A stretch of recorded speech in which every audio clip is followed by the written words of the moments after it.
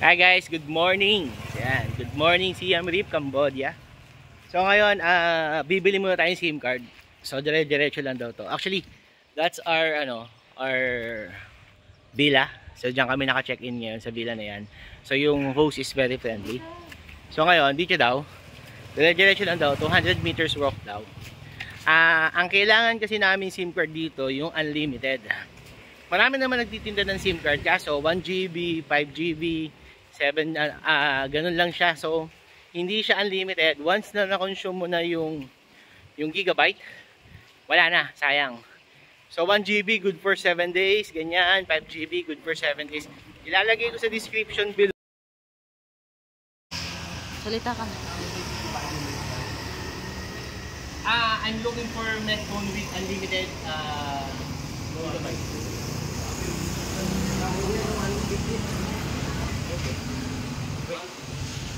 Only 25 gigabyte. 25 gigabyte per month. Sabi sa Google na yun.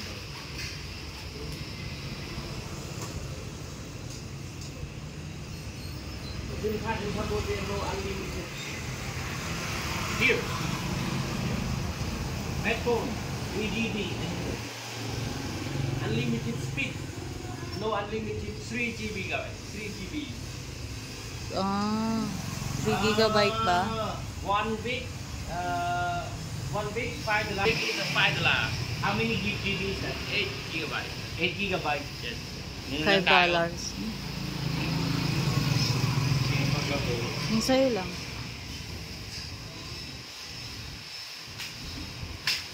Hindi, pinala ko sa ayaw ga-upload. Andyan, close mo muna. Hi guys, so tapos na kami bumili ng SIM card. So ngayon mag-walking tour muna tayo. Naglalakad kami ngayon. This is 200 meters walk daw going to the pub street. Tsaka night market. So papunta kami ngayon doon. So meron na kaming SIM card. Okay na. So ngayon, dahil may date na kami, pwede na tayo lumaban ngayon.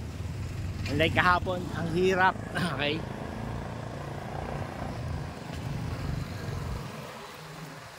Anong sabi sa Google Map? Hindi ko alam siyo. Pag river daw, dito daw kakanan. Di ba? Pumiyok. Ha? Same lang. Okay. Oo, 2 kilometer daw from the from the King something. Okay, marami palang bilihan ng SIM card dito. Kasi yun nga, yung iba kasi ang ino-offer guys is yung SIM card na hindi mo na pwedeng loadan. So ganon, yung katulad niya sa Vietnam, kasi yung sa Vietnam ganun yung nakuha namin from the airport. So unlimited siya, yes. Mabilis yung internet, yes. Ang problema, dahil nagbablog tayo, pag naubos yung load, wala na. So nangyari ngayon, dumoble kami ng gastos. Kasi nga, nung naubos yung load, no choice kami. Hindi na kami makapag-reload kasi nga wala kang SIM card number. Tapos, yung reload, katulad din nung binayad namin sa airport. Yung reload, yung pag bumili ka ng bagong SIM card, same thing sa katulad ng binayad namin sa airport. So mas mahal. Do you want to check? Ito, local siya. Marami tayong reel. So ngayon guys, ito may kainan dito. Check natin kung kamusta. So ito siya. Okay, typical na karinderya. Gusto ko kumakain yung mga local.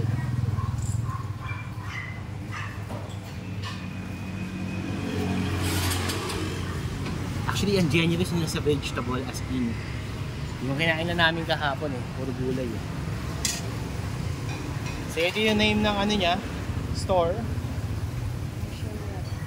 May? Hindi ko alam kung ano ito. Okay.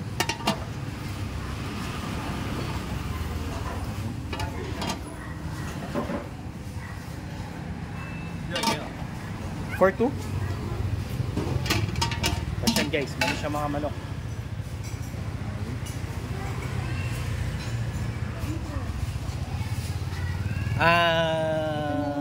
di na lang. I think quail yata yan. Oo. Hindi ko alam. Ito masarap yung barbecue. Hi, what is this? Frog. Frog! Okay, so frog daw to guys, okay? So kainin natin yan ngayon. Testin natin yan. How much for frog? 4,000 real. 4,000 real. Okay. 4,000. 6,000. 4,000. Okay, so guys, ito daw is 6,000, this is 4,000. So ibig sabihin, ito is $1. Ito is $1.30. Okay. And then chicken, how much per chicken? 5,000 real. 5,000 reals. Okay, so chicken is 5,000 reals. So dahil kilala nyo naman ako, mag-chicken tayo. Okay. So chicken is 5,000 reals. So this is $1.8. Estimated lang yung guys. Okay. So yan, set up muna tayo dito. Ito yung area ni Kuya.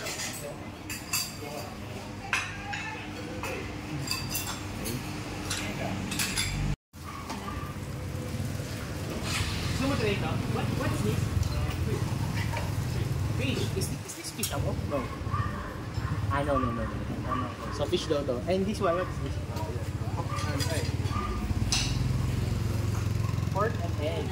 Pork and egg daw to. This one is Chapchay. chop shy daw guys. Tom yum. Oh, tom yum. Sumong tom yum? No. Chicken. Tom yum na chicken. Fish.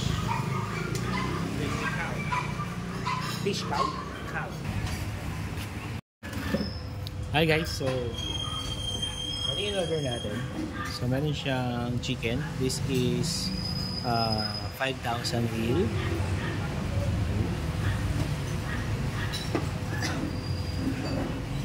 And then meron silang mini frog. Okay, that is frog for 6,000 real.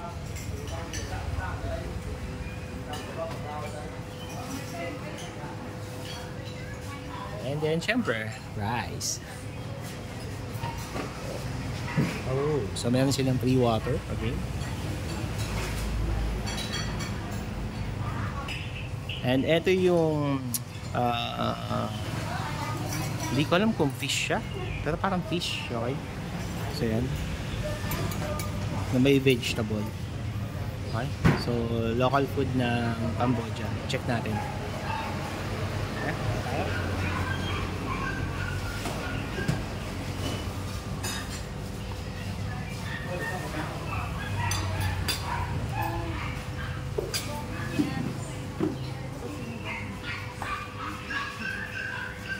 Guys, libre.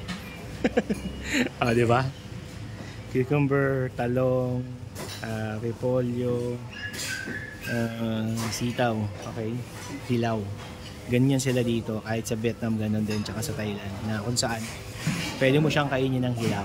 Libre siya, pwede kang magpa-refill. Okay? Kain tayo?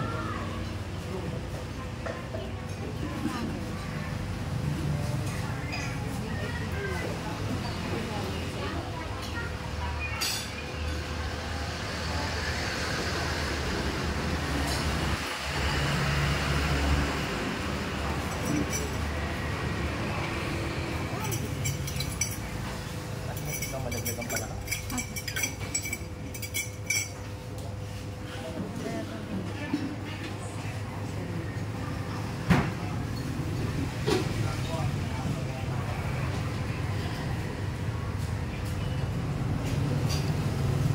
Guys, tikman natin. Sa last magta-time last. Siyempre, manok muna unahin ko. No? Pero may nahanap pa rin ako chicken nila, yung pinakamalaki.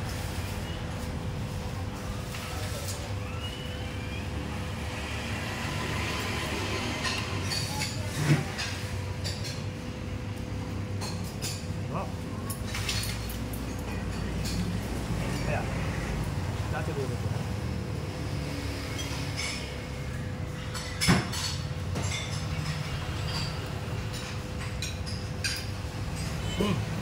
Sarap. Dala mo ba? Makinig. So yun yan. Makinig ko isda. Ayaw ko.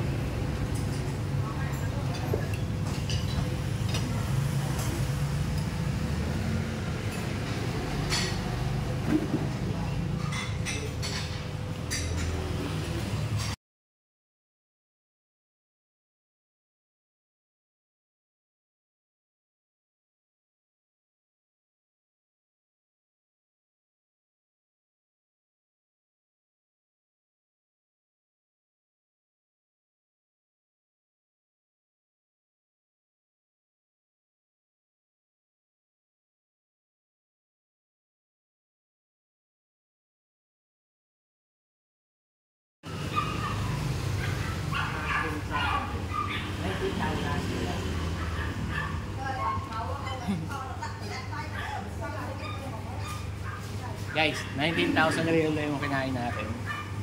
So, murder tayo ng palaka. 2 piraso. Isang roasted chicken.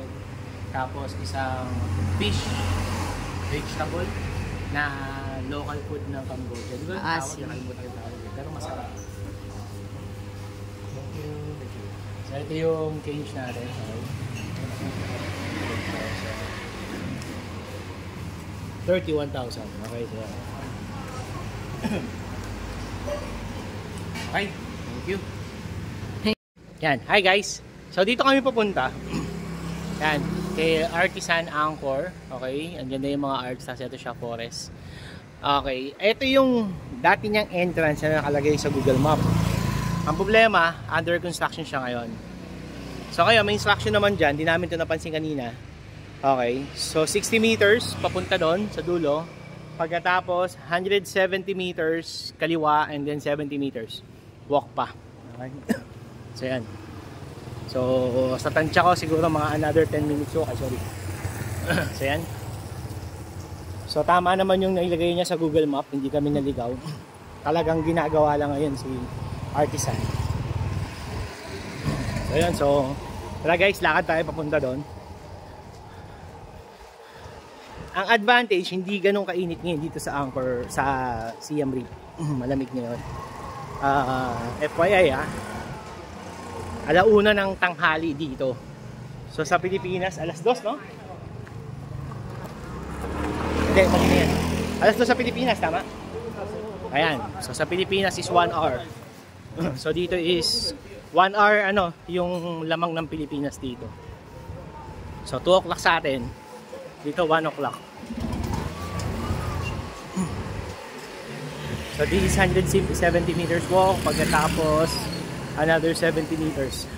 So 270 meters lahat-lahat simula dun sa pwesto kanina. Okay? Ayan, may mga tinapay dito.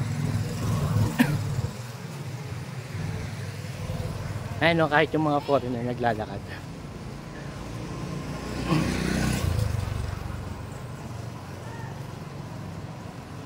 Off mo na yung mo, bebe. Google Map. Wala na yan. Pababalikin yan na lang. Pababalikin yan.